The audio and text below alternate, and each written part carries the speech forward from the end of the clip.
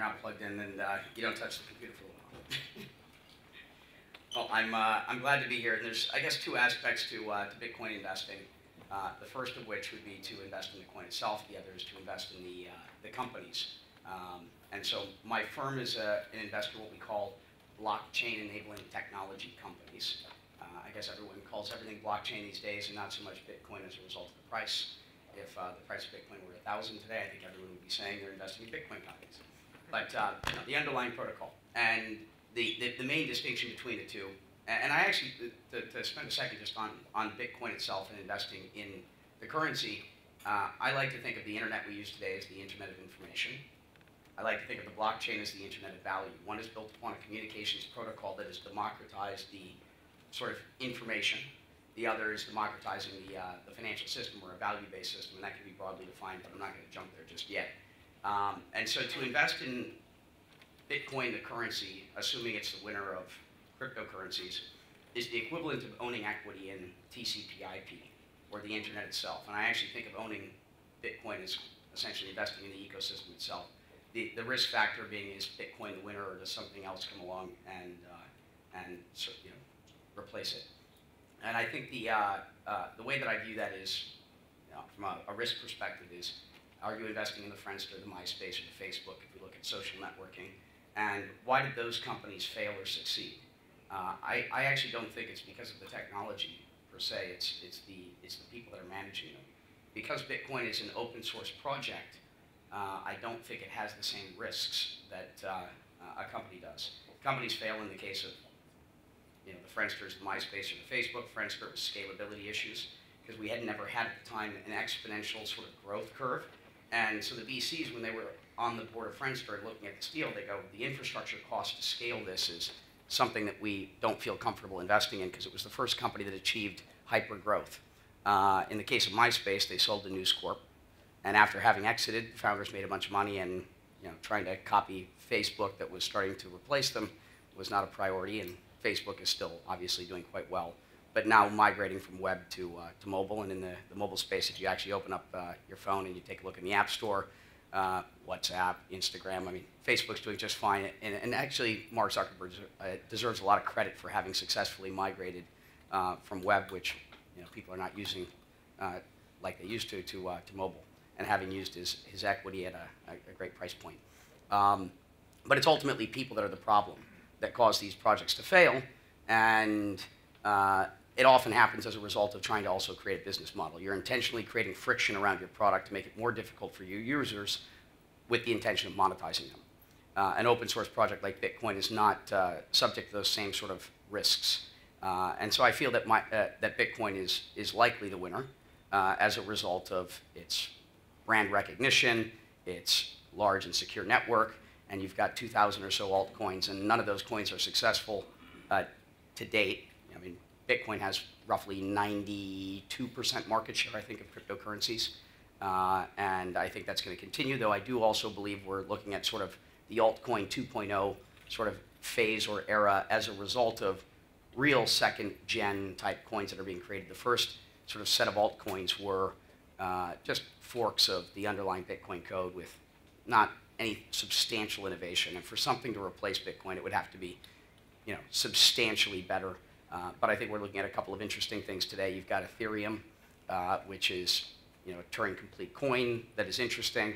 Not yet clear what the future holds there, but it stands out as something substantial. You've got projects like NewCoin, which are focused on kind of social distribution models instead of a proof of work mining sort of incentive. They're figuring out how to make the ecosystem more of an MLM type structure to get coins in the hands of many people using traditional sort of MLM or affiliate type models. I think that could create reach. Because the downside of Bitcoin is you've only got 10 million or so people that are participating in the ecosystem, maybe 1 or 2 million active, which is actually not a very entrenched sort of user base. If someone finds the right sort of social distribution model or a substantially better tech, there is the possibility that we're to be replaced.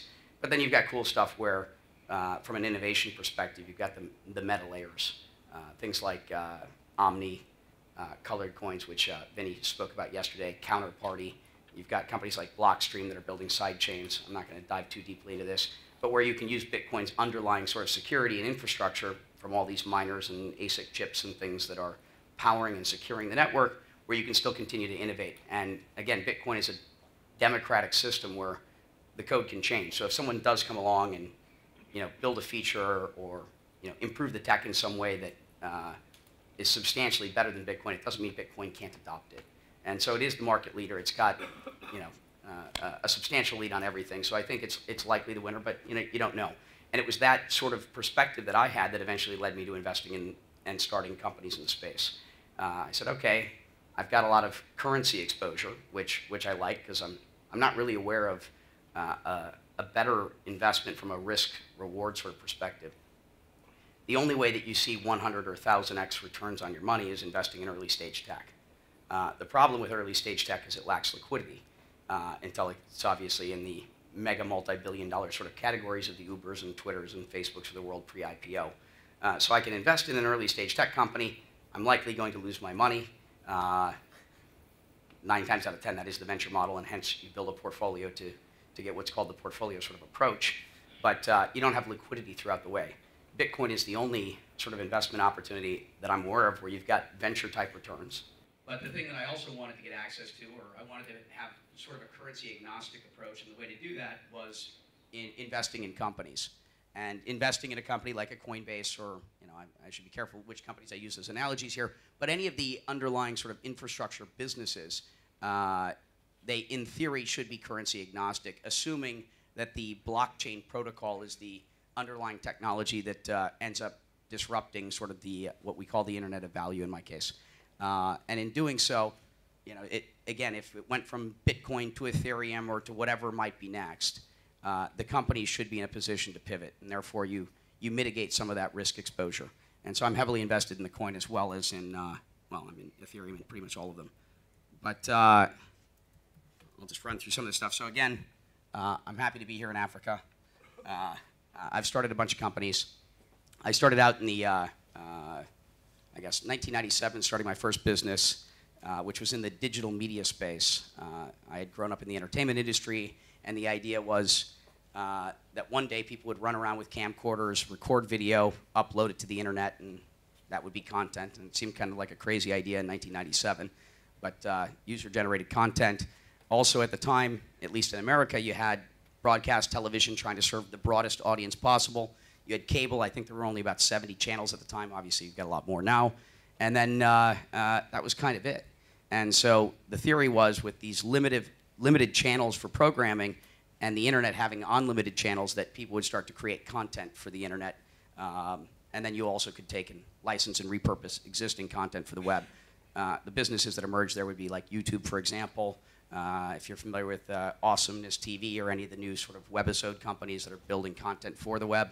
And then obviously the Hulu's repurposing content. The problem was this was 1997, 98, 99. The one thing that I got wrong was market timing. And at the time, analysts, though, said that broadband was rolling out in the near term, and I was about 10 years too early. And another early insight I had in 1999 was that digital assets inside of games, this was the beginning of persistent worlds or virtual worlds, if you've heard of World of Warcraft or Second Life, for example, that the assets that existed in these persistent spaces, albeit intangible, were very valuable to the people that were playing in them. And as an investor and as an entrepreneur, most great things that you build or businesses you look at are built upon a very simple insight. And the insight for me at that time was just because it's intangible didn't make it any less valuable. And so there was a game called Sanctum, which was I think Magic the Gathering meets chess.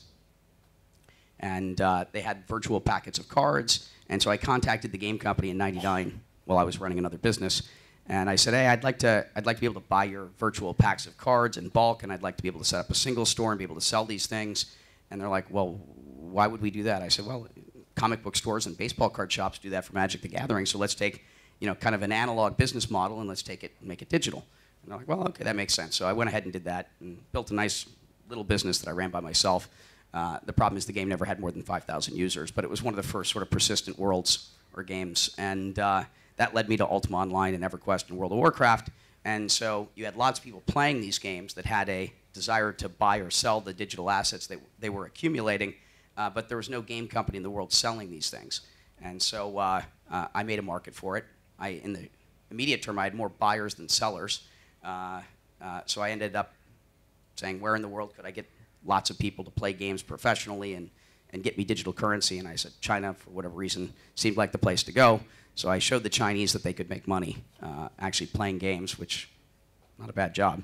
And so built a supply chain in 2001, 2, and 3 of about 400,000 people that would play games professionally to mine digital currency that then I would sell into Western markets. And so I ended up building a bunch of businesses around that space. And this is kind of what leads me to Bitcoin eventually, selling digital gold and with a large mining operation. Fortunately, Bitcoin's actually a lot easier. I don't need 400,000 people. Now I can just put, computers in a data center. But that led me to Bitcoin. And over the years, though, I was approached by lots of people saying I'd like to build a community currency or a digital currency. And the problem I had when talking to everyone is, okay, you're painting this picture of a utopian sort of society, and I can see this, financial inclusion and lack of friction around financial systems, but how do you get from A to B? Because they're painting a picture of Z, which is how do you get that early sort of adoption? And that was the same problem I had with Bitcoin, because Bitcoin was on my radar from the very beginning. I mined about 50,000 Bitcoins in 2009, which I subsequently lost, because at the time I didn't believe that the system was going to succeed, because I'd seen, this is the problem when you think you know something, is you often become close-minded, and I wanted to wait and see some traction because I was looking for that initial spark. How is something with no intrinsic value going to become popular and used and ultimately create the consensus necessary for people to agree it has value? And so I sat back and watched, and it wasn't until because the idea was Bitcoin or something like it, is the future. There was no question in my mind about that, but having learned my 1999 lesson about market timing, the question is the future now or 25 years from now? And so I sat back, and eventually around 2011 and 2012 is when I said, okay, the future's now.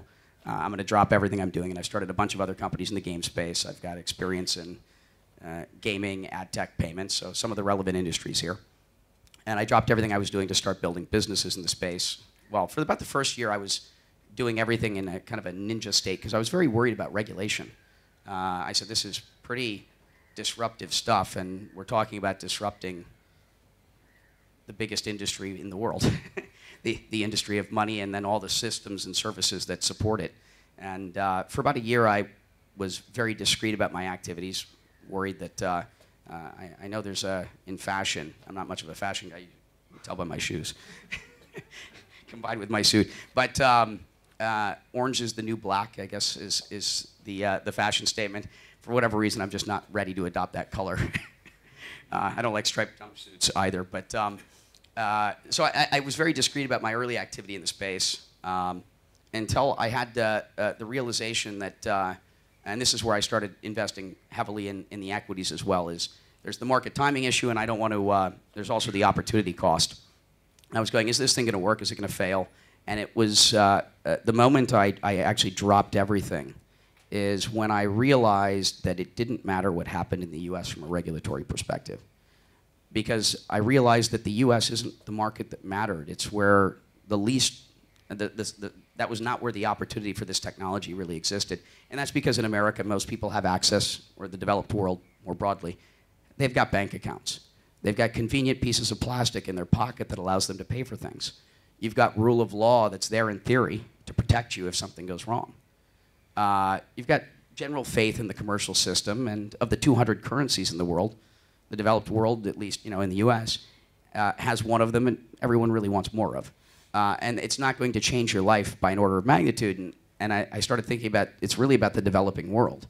I'm going, if I go south of the border and I look at Latin America, or if I go look at Southeast Asia, or I look at Africa, in the same way that Africa leapfrogged wired communications because they didn't have any of that incumbent infrastructure or incumbent sort of companies in many cases to not want to take and use the latest and greatest technologies, that's where this market matters. And I said, well, it doesn't matter what happens in the US. the world's a big place, and we're actually the country that needs this the least. Though, just to touch on the U.S., there's a great movie, if you go on YouTube, that you can watch for free. It's called Spent, and it's a film about the 70 million on or underbanked in America, and we're talking about the developed world has still a substantial percentage of the population. So you've got 1 billion bank accounts in the world. You've got over 3 billion smartphones. So this is really a technology for the other 4 billion people. And that's when I recognized that, I said, okay, I'm going to drop everything I'm doing. I'm going to go start building businesses. And I went and started a few companies. Some of them are on the, I guess, the left side here. GoCoin, which is one of the payment processors in the space. ExpressCoin, which is one that Micah was referring to yesterday, which is a U.S. sort of exchange. Zenbox is the largest operator of Bitcoin ATMs in the world. ZoomHash is a energy arbitrage play. We rolled up all the real estate in Washington State. So we got about 26 megawatts of power, which is a lot of capacity. And not mining ourselves. We let miners use our facilities. Blade Financial, which is a what we call a collateralized credit card, but it's a Bitcoin debit card. Co-founder in that case, Ed Boyle, built the entire prepaid division of American Express and took that from employee one for 7 years up to 20 million cards a year issued. That's New York-based. Noble Markets, which just announced their NASDAQ partnership about 3 weeks ago. Started that with John Betts. He built the electronic trading systems at Morgan Stanley, then went and started the same thing at Goldman Sachs. And the team is, lots of Wall Street pedigree, Coin Congress, which is a conference, and Tether, which is doing something else that I found quite interesting, because it's very difficult sometimes to convince people that they should want to buy Bitcoin. And the idea is, let's use blockchain technology in the same way that Vinny talked about with gift cards, but let's put government-issued sovereign currencies on the blockchain. And we started with the U.S. dollar, the euro. Actually, the other currencies aren't announced yet. So the U.S. dollar. But the idea there is, you take a place like the Philippines. I don't have the stats on Africa, so I should, because that'd be a better thing to talk about here, but someone can probably add them for me. Is you take a place like the Philippines. You've got roughly 100 million people, and you've only got 5 million credit cards or debit cards in the country. And that's unique cards, not unique individuals. So I'm guessing maybe 2 or 3% of the population is banked by my standards. But most of those people are on smartphones. And so the Philippine government announced that they want to put the peso, which is the government-issued currency in the Philippines, on the blockchain. Because you've got the developed world where you've got sort of a high percentage of the population that's banked. You've got the developing world, which it takes a long time in terms of time as well as infrastructure investment to build out what the developed world has. But if a government wants to put their currency on the blockchain, in one day they can surpass the developed world and have a greater percentage of their population likely banked and having access to financial services that are cheaper, faster, and better and more secure. So it's a pretty amazing thing that I think that could happen here over the course of the next 10 years, where the developing world can surpass the developed world in terms of infrastructure and without investing $500 billion. It's a pretty exciting thing, and if I were any government here in Africa, I would be thinking about that. I can have better infrastructure than Western Europe or North America at no cost and overnight. It's a pretty exciting thing, and how the implications of that and how the world's likely to change. So I started a bunch of companies, and I think of the world of sort of blockchain tech as one of 3 major disruptive events in the world of technology. The first would be the PC era. You could add in there the mainframe if we wanted to divide this down to 5. The internet, you could also add mobile sort of devices in that period. And the blockchain.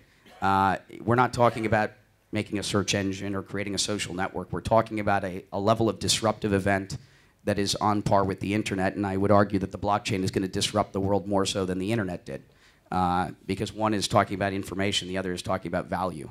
And the opportunity to create value around value is far greater than the movement of data or information. And it was really the last building block. I didn't hear anyone cover this over the last 2 days, but the idea of building digital money has been around since the beginning of the internet. Why did it take till now for us to have this? And this is something that I failed to truly recognize or understand when I was first looking at Bitcoin.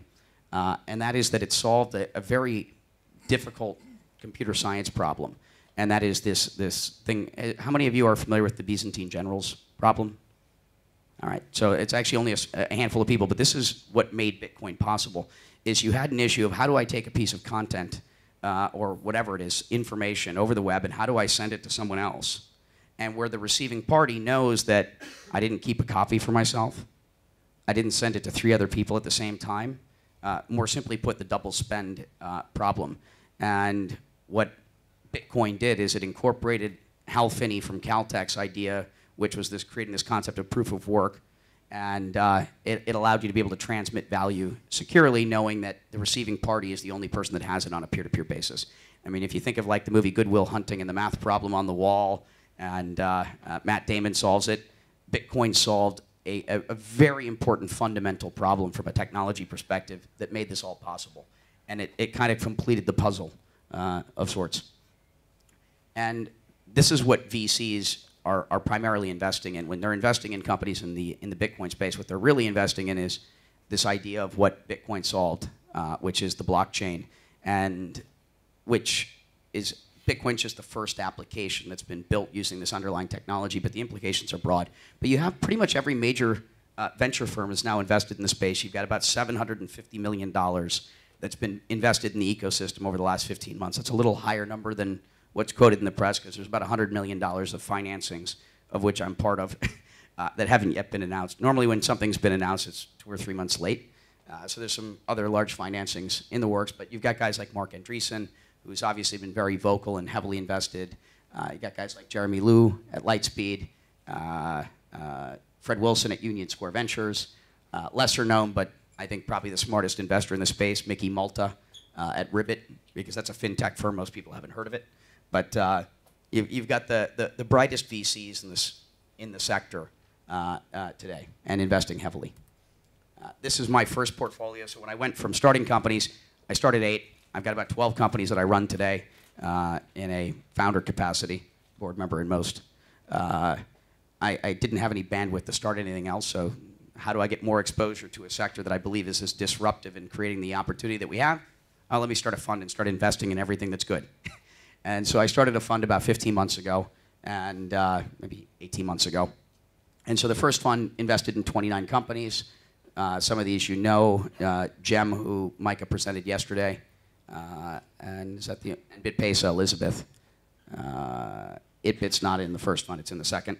But I'm invested pretty heavily in the space. Second fund, which is the fund that I'm operating today, is in, again, a bunch of other companies in the space. ItBit is there, and Ripple, coincidentally, which is actually also a thing that we didn't talk about much, but Ripple's worth noting, and it's has to do with, I want to show you this. So part of the problem with the financial system and why it doesn't work is this, and maybe this analogy makes sense, but every country built their own stuff. You've got 110, you've got 220, and you've got all these different adapters. And so what happens is the financial system is not interoperable. You know, you've got ACH, you've got SWIFT, you've got SEPA, you've got ETF, or EFT, excuse me. You've got all these different systems, and for that reason, you have to have all these banks that are in the middle of transactions because the systems don't connect and they don't work. When you travel from one place to another, you need a different adapter to be able to plug into the system. And that's where Ripple, I think, is doing something interesting, is they're trying to replace ACH and SWIFT and become an interbank settlement system. I don't see it as competitive with Bitcoin. I see it as something different, and it's more of a tool for financial institutions. But the use cases of the blockchain are pretty broad. And another, I think, interesting one here for Africa, beyond just enabling financial sort of services, is things like identity. The blockchain is an incredible system for identity management. Things like voting, when we talk about value exchange, the blockchain is perfect for voting in the sense that I get one token because my identity is now on the blockchain. I'm given a token to vote because there's 2 candidates, whatever it might be. And now with that token, I can vote on something using a transparent and public ledger, meaning it's the end of voter corruption and fraud, and you've got a perfect system where anyone can vote from their phone. And I think Africa's the region that I'm most interested in. And it took me a while to find a company. And by the way, if anyone here has a business, as you can see, I'm probably the most active investor in the ecosystem, and I'm pretty easy to get money out of. Um, pitch me a good idea, and it's like, okay, I'm in. Well, actually, one of the companies in the space, I remember I got an email, someone saying, hey, I see you're an investor in X, Y, and Z. I'd like to, can we jump on a call because I want to understand, what you did from a diligence perspective and why you invested. I go, diligence? Question mark. They're like, yeah. Well, I want to understand, why did you make the investment X, Y, and Z? I go, they bought me a beer. He's like, what? WTF, exclamation point, question mark, exclamation point. I'm like, no, seriously. Well, using a prototype Bitcoin debit card, of course. And I go, that's okay. You show me all I need to see for at least a 25K check. But I've been looking for deals in the emerging markets, and sadly, I only have BitPesa. There's a couple of companies in Southeast Asia I'll be investing in shortly. I'm looking for deals in Latin America because I have this underlying view that this is where the opportunity is. The problem is I just haven't seen great deal flow or great businesses, and it's not a lack of general deal flow. I've seen 800 companies in the last 15 months, which is probably more than anyone, but I'm looking for places to invest. I think someone, and by the way, feel free to raise your hand, interrupt anywhere in the process. I prefer sort of discussions. Is that Vinny? By the way, Vinny's an LP in the fund, so he's in all these deals indirectly. Yeah, so have you found any voting software, Bitcoin-based software on that market? Because I've been looking as well. So Vinny's question is, have I seen any voting software? Yeah, I've seen a couple of people working on things, but I've never been given I've never been presented a business or a business plan or a team capable of executing on the idea. It's a space I'd love to invest. I'd love to invest in, and I'd love to connect, any of the entrepreneurs that have a viable system with, some of the people that can do it. It's not going to be, governments are not going to implement it in the immediate term, certainly not on a national sort of basis, but I could see a local government implementing it, or a trade association. I'm on the board of the Bitcoin Foundation, and there's 6 of us, and it's been in the press quite a bit the last week. But we actually ran the last election, which we got a fair amount of people upset over. But the intention was to actually run a Bitcoin election, and we did do that using Swarm for the last election, where everyone got tokens as a member of the Bitcoin Foundation, and then you were able to vote. It made it a little complicated, but we wanted to be the first people to try and implement such a system. So it'll start with industry associations, trade groups, maybe a local government, but over time I could see a national government somewhere in the developing world implement such a thing. And I know a number of organizations and groups that would love to go out there and actually push it, that are in a position of influence to see it implemented. I've been a member of the Clinton Global Initiative since 2006. And I know a lot of people that would like to see such a thing implemented. And if anyone sees something, I'd love to talk to them. But I'm looking for emerging market deals, and that's one of the things I was hoping to find while I'm here, is more people trying to build cool things in Africa. But I'm not going to run through all of these, but when we talk about how the blockchain is going to disrupt the world more than the internet, it's because of all of these systems. I mean, it's pretty much everything. I think every currency eventually will run on this type of infrastructure. I believe that every security, every stock in the world will run on this type of infrastructure. Every bond and treasury will run on this type of infrastructure. Identities, title. That's another area that I'd love to talk to people about. Is Africa is a place for blockchain, chain of title. It allows for the instant settlement of sort of financial instruments, real estate, property. Title insurance is an industry that is, as someone that lives in the United States, when you buy a piece of real estate, you have to pay this money to, title insurance companies that basically say that that real estate is owned by the person selling it to you, and they actually charge you a fairly substantial fee for what? The blockchain, that's an industry I will be happy to see go away. And it doesn't, and that's one of the things we talk about, sort of Bitcoin being this decentralized system that gets rid of intermediaries and counterparties. I don't believe it does that entirely. It gets rid of the parasitical companies within the value chain. It collapses it, and it gets rid of the ones that are not adding value. If you're adding value to the ecosystem, if you're providing lending or X, Y, and Z, there's a huge opportunity. And if you've never read the book, you should check out this thing called The Innovators Dilemma. And that is, as the incumbents that are facing disruption, the thing that you always want to do is you want to understand what's happening and understand how it could impact your business, both positively and negatively. Where there's a problem, there's also an opportunity. and it's the companies that get it first. And I think a great example of that in the 90s was Charles Schwab. They were a retail brokerage that allowed you to buy and sell stocks, and they used to charge high fees. And they said, okay, we see the way the world is going with E-Trade, and let's go ahead and let's cannibalize ourselves. Let's go cannibalize our own business and drop our fees down to $14.99 a transaction. And in so doing, they cannibalized their existing business, but today they're still one of the strong operators. And that's the Innovators Dilemma: is at what point, as an incumbent, do you embrace new technology for yourselves and evolve as a business? And it's a hard thing to do, certainly when you're a CEO that's got a call it a 2-year tenure today. Do I really want to cannibalize my business on my watch? What if it doesn't work? I might not get another job. But it's often the right thing to do. I'm not plugged in, so this keeps going off if I don't touch it. Anyway, we don't need to go through all of these, but there's, I think, some interesting opportunities. And again, Africa is the region that I'm most interested in. So from a Bitcoin perspective, where are we going to see near-term sort of growth? It's not going to be in the developed world, most likely.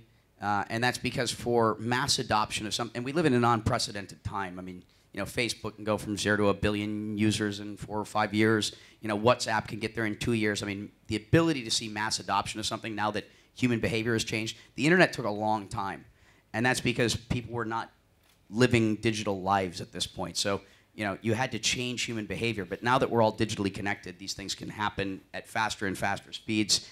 But it's not going to be in the U.S. because it doesn't impact your life enough. I'm going to save a percentage point or two.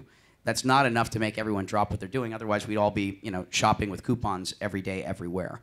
But in the developing world, I see that, and that's because of, instability in places like Venezuela and Argentina. I'm not interested in investing in either of those countries, though I think it's a great use case. The problem is I don't know if my equity will be worth anything. You've got clearly places with currency controls. In the same way that the internet democratized information, the idea of having borders around value are going to go away, and I think government should recognize it. But those tools are not going to last. Remittance regions obviously are going to be a big deal. Africa, but specifically the Philippines is an area I'm looking to make some investments. India, Mexico, any of these big corridors for remittance. In the U.S., I think it's microtransactions. I'm an investor. It's actually the only deal I led. I'm not a lead investor. I co-invest with others. I might be committed before you have a lead, but I'm waiting for someone else to do the heavy lifting because I invest too actively to be responsible for a deal day to day. But ChangeTip is one of the deals that I did lead their seed round, their original seed round, and then again in their seed. The first was a convertible note. But microtransactions, I think, is an interesting area for the U.S. And it's because the analog behavior already existed. For thousands of years, we've been putting, pennies or nickels or dimes in tip jars, or, throwing it to street performers because they're telling a good joke, they're singing or dancing or whatever it might be. So the analog behavior's always been there, but you couldn't use it on the internet. You couldn't do it because the payment systems made it cost prohibitive. You needed to charge at least kind of 70 cents to $1 per transaction. Because Visa and MasterCard and such are charging it 30 to 40 cents. And that's if you have zero cost of goods sold. That's just for a digital product. You can't sell for anything for less than 70 cents to $1. Obviously, if you have a hard good where there's a cost of goods, those numbers go a lot higher. And it's because of that. And they don't need to be, by the way. Visa and MasterCard, it doesn't cost them 30 cents. That's an arbitrary sort of business model decision to charge this high minimum fee. But the whole system now runs on that. But I think the idea of microtransactions is a pretty exciting one, and if you haven't used it, you should check it out.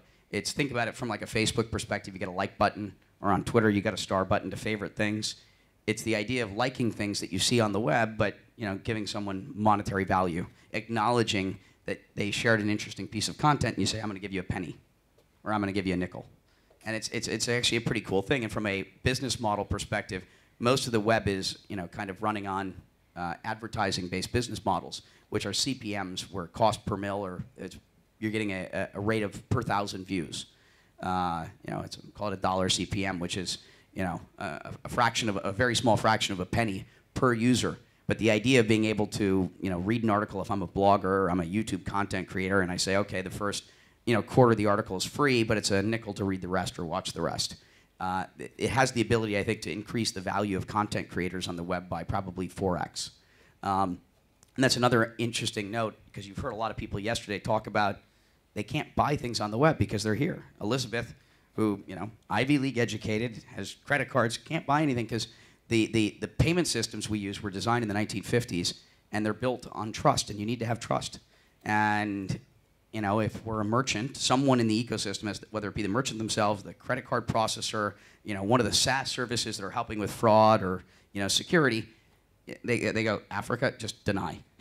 It's probably, I'd love to see how many people in the room here, I'm assuming many of you are from Africa, have no problem buying things on the internet. You have no problem. You go buy things and it works. 8 months. And that's a really bad example, I assume, not a good one. But the point being is, these payment systems were not designed for the internet. The blockchain clearly is. And that's, again, from just a global macro perspective, when you look at industry, now everyone can participate in the internet economy because it's a trustless system. And that's a pretty exciting thing, again, for the developing world. Again, these are the things that are going to drive adoption, but microtransactions, I think, are an interesting one.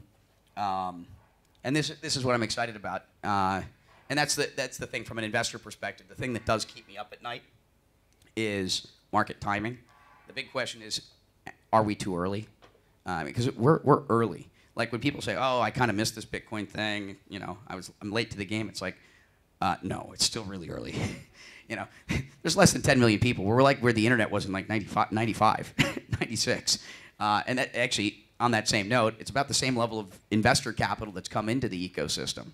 The difference between 1995, 96 internet and today is we now have AWS, we've got open source, we've got SaaS, we've got $1 million of venture capital will do 10 times or more what $1 million did in the mid to late 90s.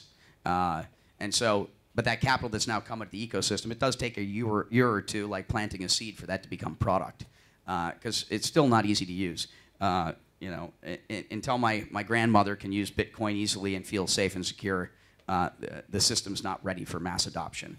And that's the thing that hopefully the entrepreneurs are doing. So like first wave of investing in, if you looked at the companies I've invested in, I'd say we were investing in basic infrastructure, kind of bridges, roads, tunnels, to use internet analogies, the browser, DNS, email clients, the basic things that you need for this to become a usable technology. At least in the developed world, I'm not looking for new, what I'd call basic infrastructure, bridges, roads, tunnels. In the developing world, I still am. I mean, we're the Coinbase of Africa, we're the Coinbase of India. I mean, that's still a model in a lot of places, because the exchanges need, local activities, because you need local banks, you have to understand local regulation, you have to have that last mile, and that's really the main issue that Bitcoin has today, is the last mile, and that's why remittance isn't working yet in most places, or not in the ways that it should. It's not easy to use, it's not safe and secure and user friendly. I love UX people. Anyone that can make really usable products is awesome, because half the stuff that's out there today is not so good. But it's ultimately the last mile. Bitcoin is a great vehicle for transmitting value, but you do need someone on the other end that can deliver them. That's what BitPesa is doing for Africa. Companies like Coins.ph are doing in the Philippines. But the last mile infrastructure stuff in the developing world is great. And this is where I'm starting to look at what I'd call kind of 2.0 projects. Though most of the time, I haven't found, back to like Vinny's question about voting systems, smart contracts is an interesting place to invest, but I haven't seen a single business that I'm ready to invest in. And that's because everyone is pitching me, oh, we're a platform for smart contracts. I don't want to invest in a platform for smart contracts. I want someone to come to me and say, here's a market that we've identified that's really exciting, and here's how we're going to actually go in using smart contracts to tackle the sort of incumbent industry. And I'm waiting for someone to present that to me, and if someone does a good job of that, I'm very happy to invest in that space. But I don't want someone to say, here's a cool capability, but without a use case or a market that's identified. That's what, as an entrepreneur, you should be doing. Building a technology without knowing how or when it's going to be used is generally not a good idea. But the one use case that is quite popular, but one I'm not comfortable investing in, is betting, because the most simple smart contract is a bet. The problem is it's a highly regulated industry, and I don't want to trip up anything on the gambling laws. I don't think I need to go through sort of adoption metrics. Space fundamentally continues to grow, though momentum is slowing, which is not a good sign. And it's part of a problem as an industry. It's not institutions, regulators, or governments that are slowing this down as a sector. We're just not making the products usable enough, and we're eating our own. I'll skip through these. So these are my slides. What are we doing on time?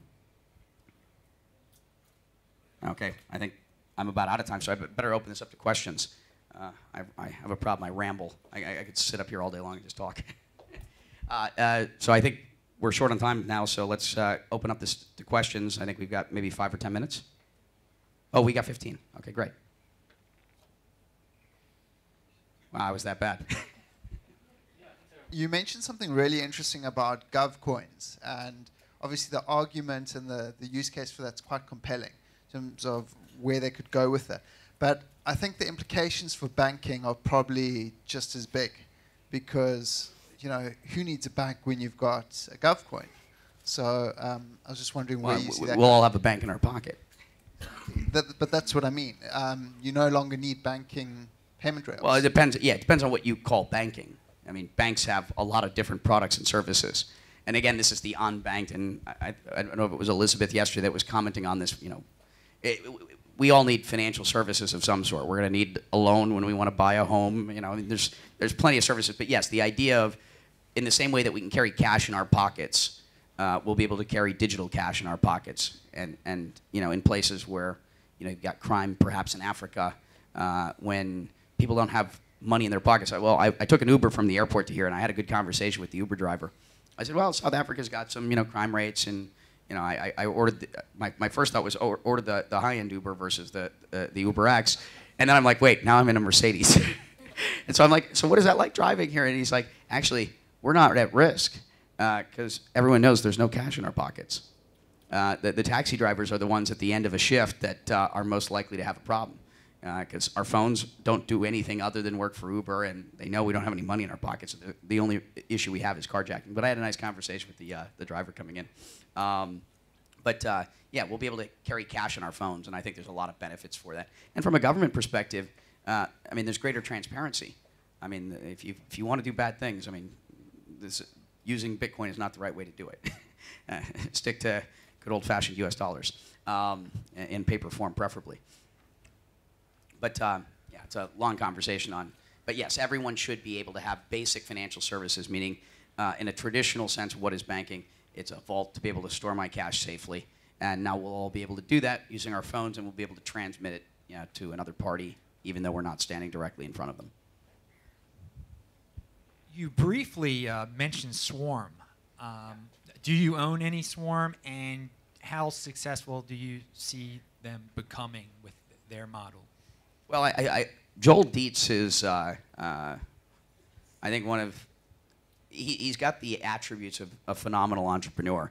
There's, the entrepreneurs that have the highest success rates, at least that I've seen over the course of my life, are the ones that have what he has, meaning they're great engineers, they're great product people, and they're great marketers. And when an entrepreneur can wear all those three hats and perform and do them all well, their success rates are going to be very high, because they don't run the risks of, if you're a great marketing person, but you still need a co-founder that's a great engineer, and you can get that wrong.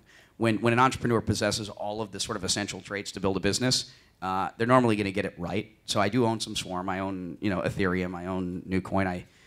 Just to give you my asset allocation, I'm about 50% in currencies, about 50% now in equities.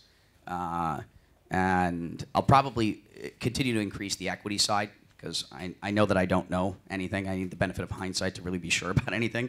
And so I'm highly diversified and continue to be so, because I believe in the underlying ecosystem. And if I knew where all the value would be created, if I was sure about anything, I'd only be doing one thing. The fact that I'm doing so much tells you I really don't know. And so I'm spread all over the place until I figure that out. And I believe I'm in a pretty good position, and I'm reasonably intelligent. So I should figure it out, but I really don't know. So do I like what Swarm or Coinify? So I'm an investor in Swarm, and I'm an investor in Coinify. And I think that the interesting, notable thing here is, one is you're investing in crypto sort of, I don't want to say security because they're crowd sales, they're not crowd equities, which is an important distinction depending upon where you are. And then traditional sort of venture or angel investing into equity. So I'm also an investor in Coinify, and you could argue those are both competitors. As an entrepreneur, I would still advise people to go the old-fashioned route of raising traditional equities. And it's a harder path, but it's going to be easier to raise future financing. So the big downside of doing a crowd sale into your business is you'll more likely raise money easier in your first financing, but when you go to raise a subsequent financing, it's going to be very difficult because a traditional VC is going to say, let me see the cap table. Who owns what? You don't know who owns what? It's called your business has to be, rocking. Your business needs to be just killing it. And then we'll say, okay, whatever, it doesn't matter. But it's going to create a problem for you in your subsequent financing. And that first $1 million is only going to get you so far.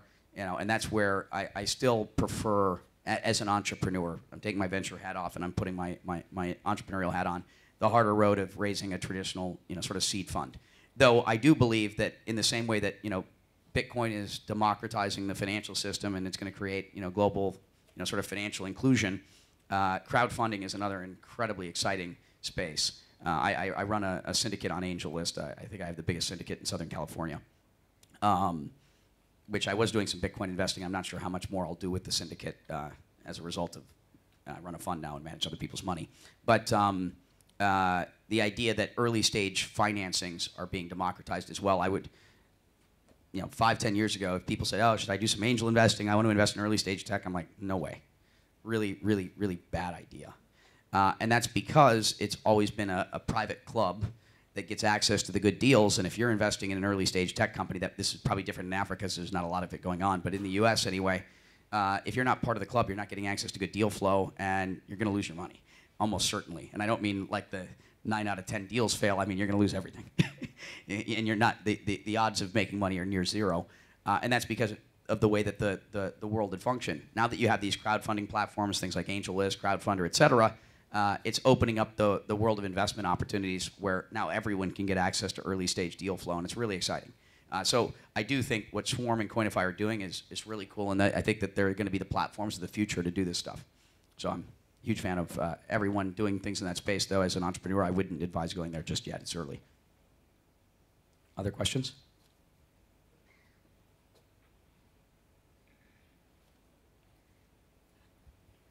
Right. Well, No other questions? Thanks very much, Brian. well, thank you. Really appreciate it.